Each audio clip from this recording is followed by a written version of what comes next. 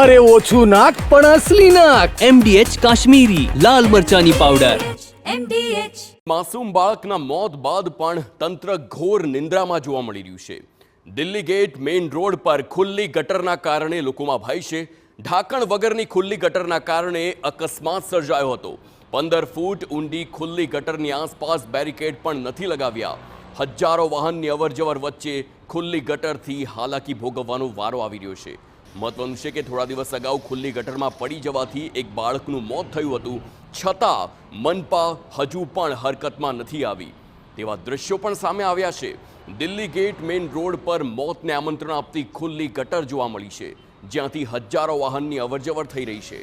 ઢાંકણ વગરની ખુલ્લી ગટરના કારણે અકસ્માત પણ સર્જાઈ શકે છે. ન તો કોઈ બેરિકેડ, ન તો કોઈ સૂચના બોર્ડ.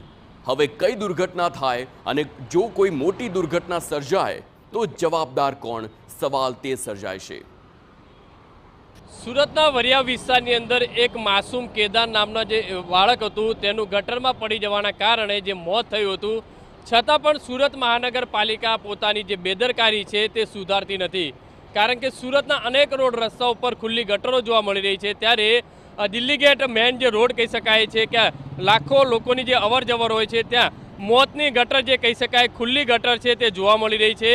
અત્યારે આ જે દિલ્હી ગેટ રોડ છે ત્યાં ભારે વાહનો જે અવર જવર થતા હોય છે, લોકોની અવર જવર હોય છે અને રોડની વચ્ચે વચ્ચ જે રીતે કહી શકાય ખુલ્લી ગટર છે તે જોવા મળી રહી છે. લોકોને બચાવવા માટે સુરત મહાનગરપાલિકા દ્વારા જે સુરત મહાનગરપાલિકા જેને સ્વસ્થ રાખે છે તે ઝાડુ છે તે અહીંયા રાખવામાં આવ્યું છે, જેથી લોકો બચી શકે કે ખુલ્લી ગટર છે, ખુલ્લી ગટરની અંદર લોકો ન પડે તે માટેની જે વ્યવસ્થા છે તે કરવામાં આવી છે.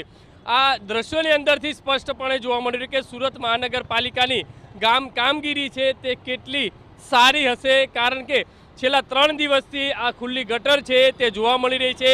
કોઈ ટુ વ્હીલર ચાલક અથવા તો કોઈ રિક્ષા છે ત્યારે આ ગટરની અંદર ગરકાવ થાય, જ્યારે કોઈ અકસ્માત થાય તો તેની પાછળ જવાબદાર કોણ? મહાનગરપાલિકાને આ ગટરનું ઢાંકણું બંધ કરવા માટેનો જે સમય નથી તે રીતના દ્રશ્યો જોવા મળી રહ્યા છે. માત્ર આ વિસ્તાર નહીં પણ સુરતના અનેક વિસ્તારની અંદર સુરત મહાનગરપાલિકાની પ્રી મોન્સૂનની જે કામગીરી છે તે છતી જોવા મળી છે.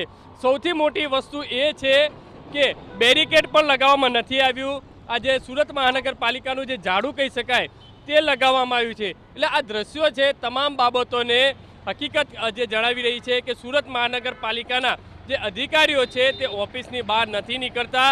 લોકો સતત પરેશાન થઈ રહ્યા છે. કેમેરામેન સંજય ચંડલ સાથે બલદેવ સુથાર, TV9 સુરત.